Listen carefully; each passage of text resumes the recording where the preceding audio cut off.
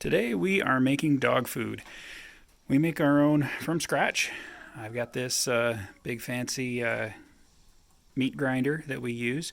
I picked it up secondhand, so I really couldn't tell you, the availability of the parts, but this is I was told, industrial meat grinder. I bought it screwed down to this sawhorse. I had to make some changes before it was really usable. It tended to twist, so I added a couple of bicycle hooks, actually, which this one is actually just pressed in here between these bolts and the board. So basically, you loosen up these two nuts and then you can pull the whole hook assembly out. But with that in there, it prevented the grinder from twisting. The other big change that I needed to make to get this to work, if you've seen my grain grinder video, you'll probably recognize this gear reducer that I built. Basically what this does is it reduces the RPMs. Just like in a car or a bicycle, you shift down, you're going to be pedaling twice as fast, but you'll have twice the torque to make it up the hill.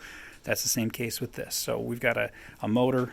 I don't know what on earth that's out of, but it's super old, but it does the job. It's probably a quarter-horse motor with, as I said, a gear reducer up to a fairly large flywheel there to reduce the speed even more.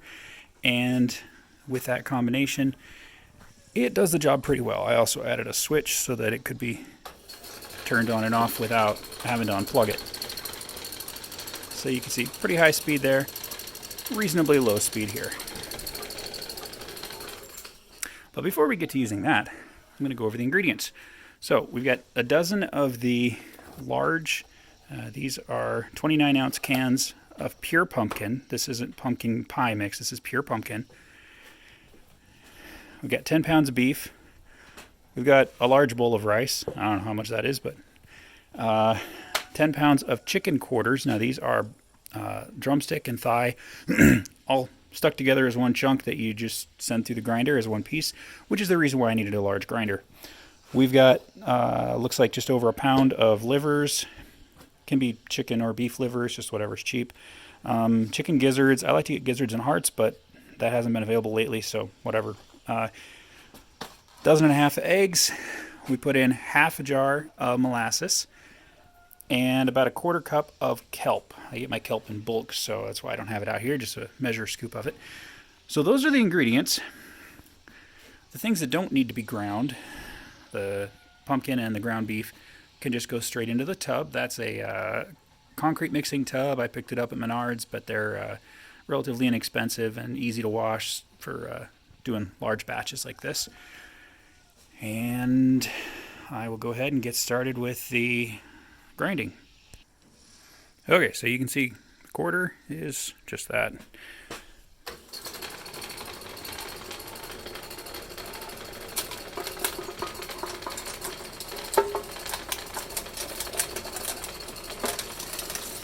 You don't want to encourage it too much, just kind of suggest it to go down a little bit. If you try to push it through, you're going to wind up jamming it. So that is all there is to it. And yes, the bones are ground up in it. They're quite healthy for a dog to get, or dog or cat, to get the bones and the marrow inside. And grinding it up this way renders it small enough that it doesn't pose any danger to them, and instead it's just extra nutrition. So I'm going to go ahead and keep grinding these, and I will come back to the video when I have finished that and moved on to the next step.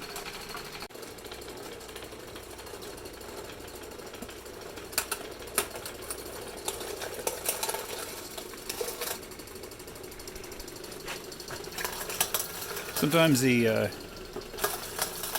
bones will be just a little bit too hard for it to push through, but if you just kind of give it a little extra tension against the belt, it'll push through. I need to add a tensioner. Just going to put an idler pulley on a spring or something like that. Just haven't done it yet, but just adding a little bit more tension this way is all it takes.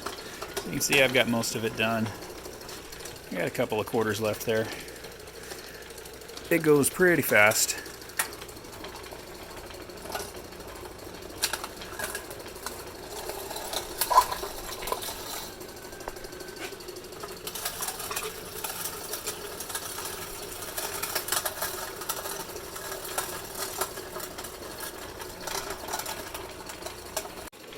Alright, now I've got the chicken all ground. Just going to knock that into there so it doesn't fall.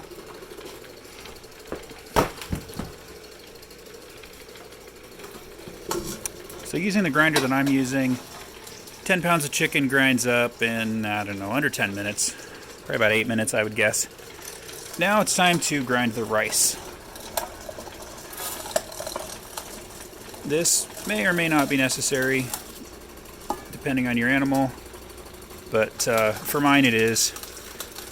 Believe it or not, the rice can actually jam this up about as easily as the bones can, so you do have to keep an eye on it as well, but just throwing it in there gives you something that looks a little bit like pasta. And with that, it's ground up enough that our cat won't pick it out. The dog probably couldn't care less, but the cat's kind of picky.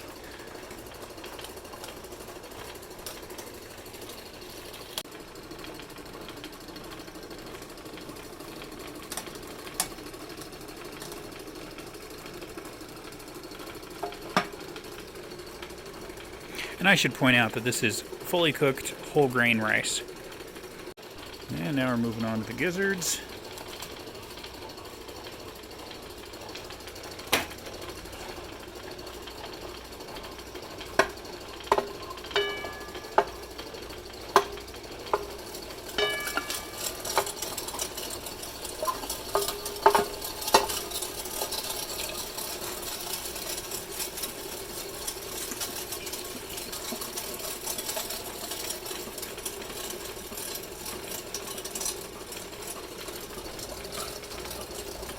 And on to the liver. Real lovely looking stuff.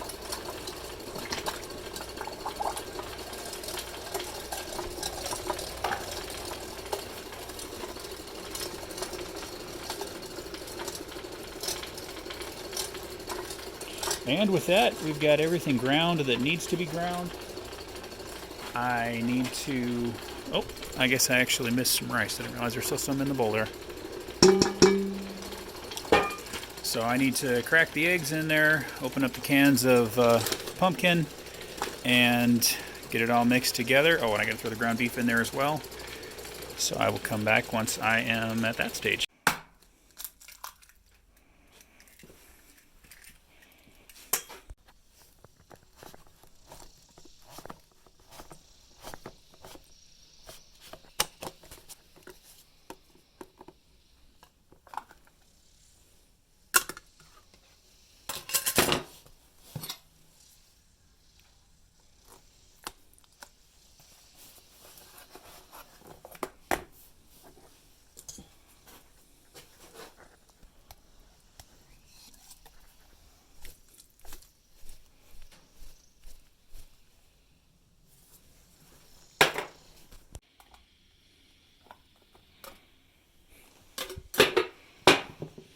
On a side note, I gotta say, I absolutely love these can openers.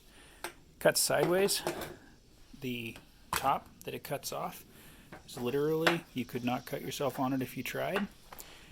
And a really cool feature that nobody ever seems to mention is that the way it cuts it, you can actually put the lid back on it and it snaps in place.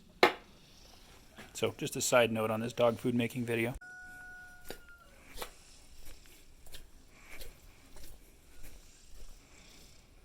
And now that I've finally got all the pumpkin in there, we'll throw this in. That's the kelp. And then half a jar of molasses.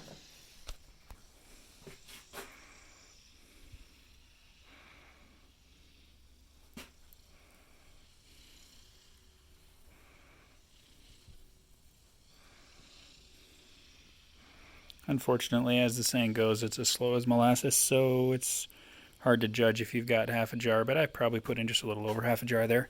All right, now we've got all the ingredients. Now I get to roll up my sleeves and mix. And in case you're wondering, the pumpkin will stain your skin orange and will take a while to wash out, but you know.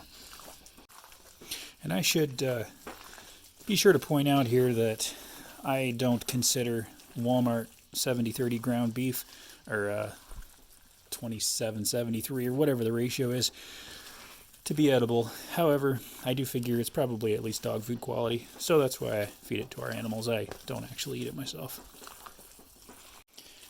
All right, so we've got the mixed product. It's not perfectly mixed, but trust me, the animals won't mind. We feed our dog a cup a day and the cat a third of a cup a day.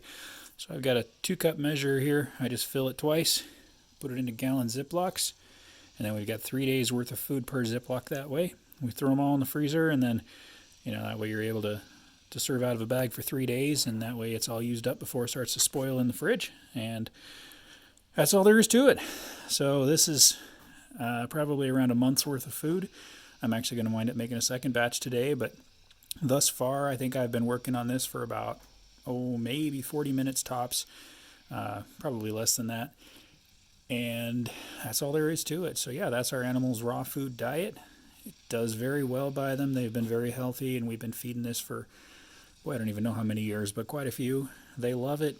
Any other animal that stays with us or anything like that always is jealous and wants it as well. So I highly recommend it. The cost actually is about the same as feeding one of the better quality brands of dog food like Diamond Naturals or Nature's Call or whatever that one is. We have fed those in the past, but we really felt this was the way to go. And like I say, the cost is about the same. It's a little bit of effort, but absolutely worth it.